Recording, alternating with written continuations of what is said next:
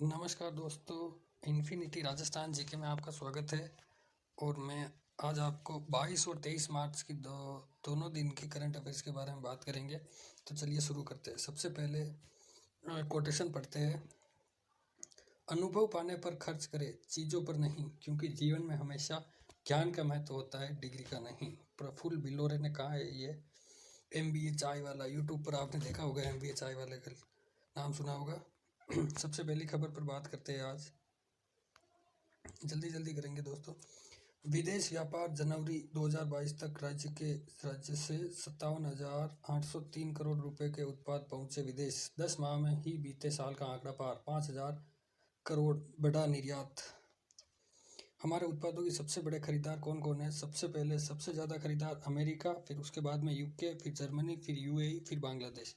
सबसे पहले ये सॉरी दोस्तों, थोड़ी सी जुकाम होने की वजह से मेरी आवाज़ सही नहीं आ रही है और खांसी भी हो रही है थोड़ी।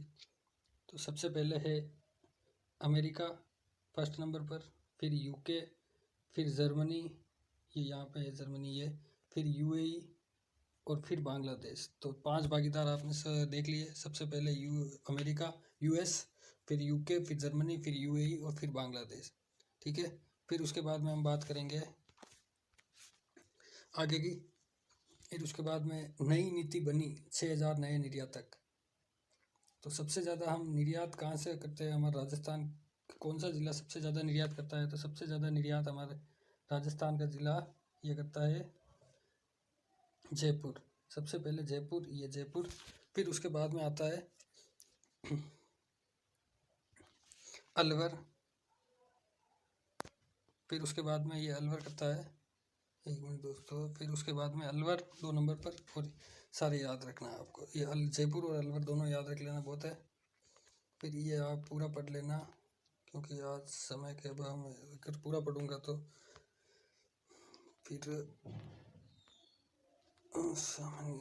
इजराइल के PM बेनेट भारत आएंगे। इजरायली प्रधानमंत्री नेफ्ताली बेनेट राजनयिक संबंधों की स्थापना की 30वीं वर्षगांठ पर 2 अप्रैल को पहली बार भारत आएंगे। इस दौरान दोनों देशों के बीच इनोवेशन, प्रौद्योगिकी, साइबर सुरक्षा, कृषि व जलवायु परिवर्तन के क्षेत्रों में सहयोग के विस्तार पर चर्चा होगी। तो इजराइल के प्रधानमंत्री बेनेट भारत आएंगे। कब आएंगे? 2 अप्रैल को, 30वीं वर्षगांठ राजनयिक संबंधों की। फिर मणिपुर की बात करेंगे। बीरेन सिंह ही होंगे, ये कार्यवाहक मुख्यमंत्री थे, अब वापस से स्थायी मुख्यमंत्री बनेंगे बीरेन सिंह जी। ये उनकी फोटो और आगे की देख लीजिए ये खबर। इम्फाल, मणिपुर की राजधानी इम्फाल। मणिपुर के कार्यवाहक मुख्यमंत्री एन बीरेन सिंह को एक बार फिर राज्य के मुख्यमंत्री होंगे। रविवार को विधायक दल की बैठक में उन्हें विधायक दल का नेता चुन लिया गया। बीजेपी की ओर से केंद्रीय पर्यवेक्षक बनकर इम्फाल वित्त मंत्री निर्मला सीतारमण ने उनके नाम की घोषणा की। इससे पहले 10 फरवरी को ये सब बात पढ़ लेना आप। तो मणिपुर के मुख्यमंत्री का नाम याद रखना, बीरेन सिंह। 60 विधानसभा सीटें हैं मणिपुर में, ये आप ध्यान रखना। वर्ल्ड हैप्पीनेस इंडेक्स आ गई है, उसके बारे में देखते हैं क्या। बांग्लादेश हमसे बेहतर।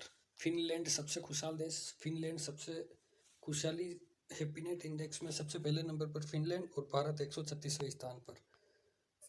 पिछले साल हमारी रैंकिंग थी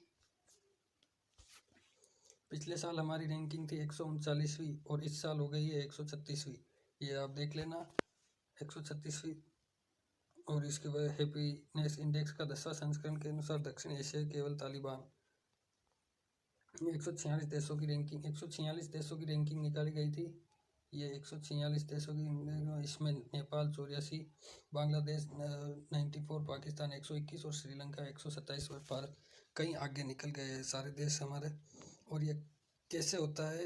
ये इनसे तय होता है खुशहाली का स्तर। UN सस्टेनेबल डेवलपमेंट सॉल्यूशन द्वारा तैयार रिपोर्ट में किसी देश की GDP, निजी स्वतंत्रता और भ्रष्टाचार के स्तर जैसे कारकों से खुशी के स्तर का मूल्यांकन किया जाता है। इस बार इस सूची यूक्रेन व रूसी महिला बन गई थी।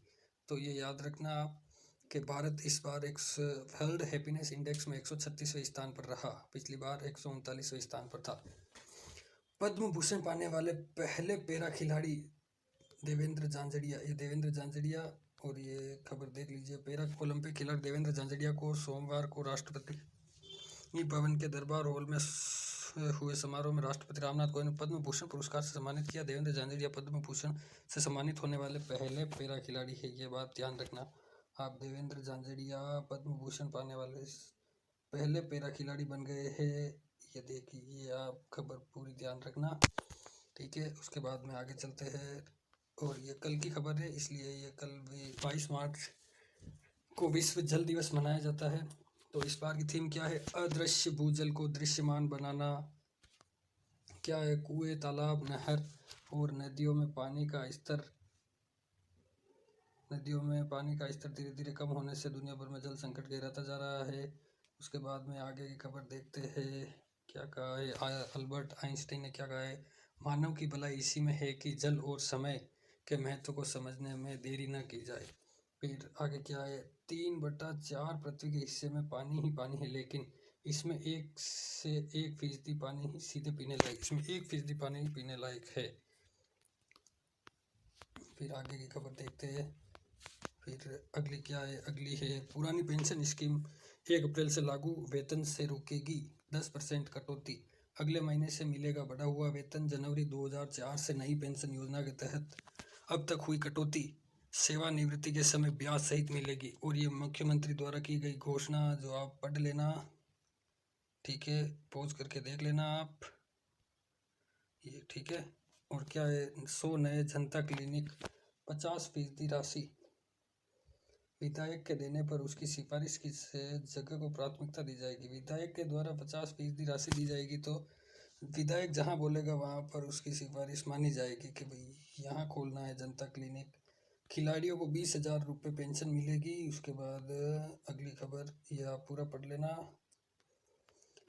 खाद्य तेल का संकट होगा खत्म, तिलहन उत्पादन को बढ़ावा देने की नीति जल्द आएगी। तिलहन की खेती के लिए किसानों को आर्थिक प्रोत्साहन देने की तैयारी। भारत का खाद्य तेल आयात 2019-20 में 71,600 करोड़ रुपए, और 2020-21 में 1,17,000 करोड़ रुपए, और 2020-21 में 1.5 लाख करोड़ रुपए रहा था। 55% जरूरत का खाद्य तेल भारत करता है विदेश से आयात, और 62% हिस्सेदारी पाम तेल की व 21% सोयाबीन की आयात में। और क्या इनका सबसे अधिक आयात, भारत सबसे अधिक आयात कौन से तेल का करता है? पाम तेल, सोयाबीन, सूरजमुखी और अन्य तेल। पाम तेल लगभग 62%। और उसके बाद में है देश में इनका अधिक उत्पादन। देश में सबसे ज़्यादा उत्पादन किसका होता है? तिलहन में सरसों, सोयाबीन, मूंगफली। उसके बाद में सरसों का सबसे अधिक उत्पादन हमारे राजस्थान में ही होता है। राजस्थान सबसे बड़ा उत्पादक राज्य है लगभग।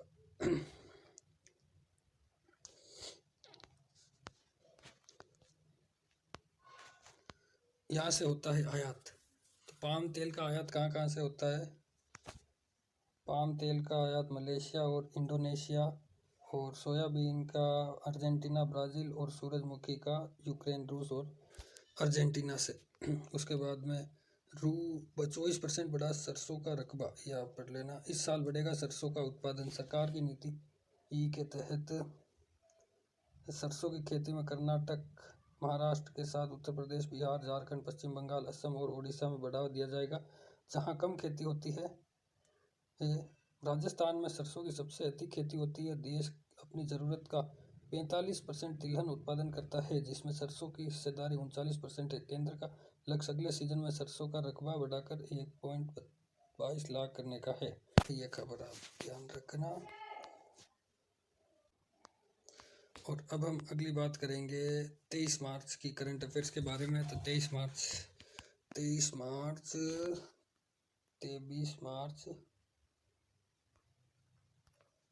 2022 की खबर के बारे में, आज करंट अफेयर्स के बारे में बात करेंगे। अगली खबर क्या है? सबसे पहले ये कोटेशन देखते हैं। यदि आप अपने शुरुआती दौर में होने वाले सबसे बुरे को स्वीकार करते हैं, तो डर कभी भी स्टार्टअप में बाधा नहीं बनेगा। बिल्कुल सही बात कही है। कुणाल शाह, फ्रीचार्ज और क्रेड के संस्थापक। कुणाल शाह, फ्रीचार्ज और क्रेड के संस्थापक कौन है? कुणाल शाह, ये देख लीजिए। अगली खबर क्या है? आज शहीदी दिवस, आज 23 मार्च और शहीद दिवस मनाया जाता है। रंग दे बसंती चोला क्या है? देश के वीर सपूतों भगत सिंह, सुखदेव और राजगुरु को 23 मार्च 1931 को अंग्रेजी हुकूमत ने लाहौर, यहाँ से ध्यान रखना, लाहौर षड्यंत्र के आरोप में फांसी दी थी। इनको बम फेंकने के कारण फांसी नहीं दी गई थी, लाहौर षड्यंत्र के इसमें फांसी दी गई थी।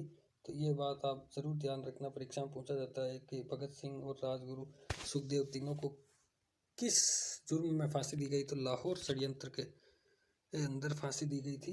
ये लाहौर षड्यंत्र के आरोप में फांसी 23 मार्च 1931 को दी गई थी।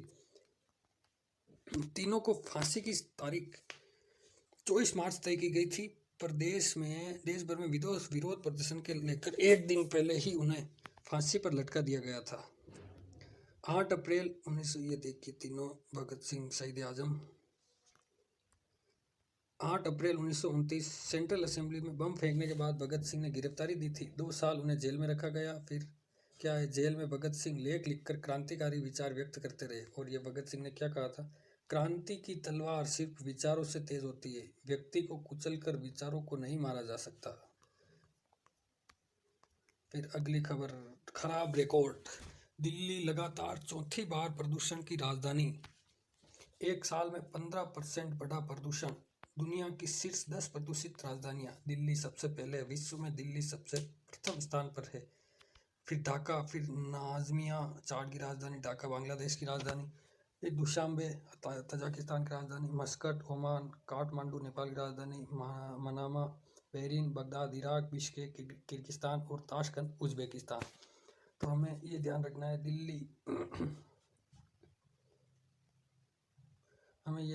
है, दिल्ली सबसे प्रदूषित राजधानी है विश्व की। ये आप बिल्कुल ध्यान रखना। उसके बाद में WHO के मानक से 20 गुना ज़्यादा खराब हवा। ये देश में वायु प्रदूषण का स्तर पिछले साल 2021 और खराब हो गया। दिल्ली लगातार चौथे साल दुनिया में सबसे प्रदूषित राजधानी रही। भारत 5वां सबसे प्रदूषित देश है।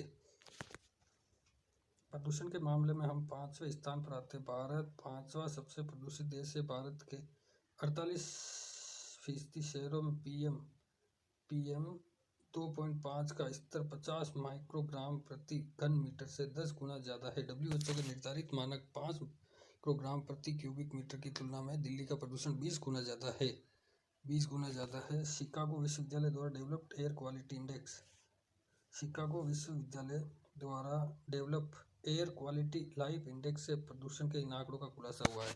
तो सबसे ज़्यादा दिल्ली राजधानी, देखिए देशों की राजधानी की देखें तो सबसे ज़्यादा भारत में दिल्ली सबसे ज़्यादा प्रदूषित राजधानी बने। कितना घातक वायु प्रदूषण, चौथा सबसे बड़ा मौत का कारण बन गया है वायु प्रदूषण। 66 लाख मौतें वायु प्रदूषण की वजह से दुनिया में सालाना।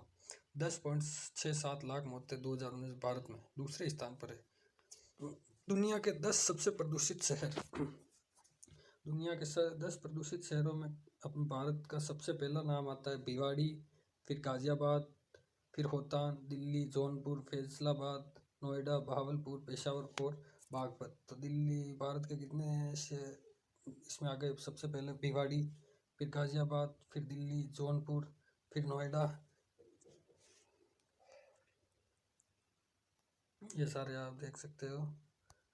और सबसे प्रदूषित 100 शहरों में 63 भारत के 100 सबसे ज़्यादा 100 प्रदूषित शहरों में भारत के 63 शहर आ गए हैं। 2022 शहर ही मानक पर उतरे खरे। क्या है PM 2.5? तो PM 2.5 सूक्ष्म कण शरीर में प्रवेश करते हैं, फेफड़ों व श्वसन नली में सूजन बढ़ाते हैं। इससे हृदय, किडनी व श्वसन संबंधी समस्याएं बढ़ती है। तो शीर्ष 5 प्रदूषित देश कौन से? बांग्लादेश, चाड, पाकिस्तान, तजाकिस्तान और भारत।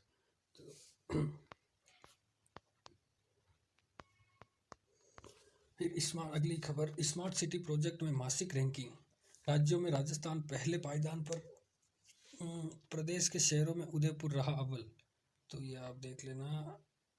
राजस्थान राज्यवार रैंकिंग जारी की गई है उसके द्वारा,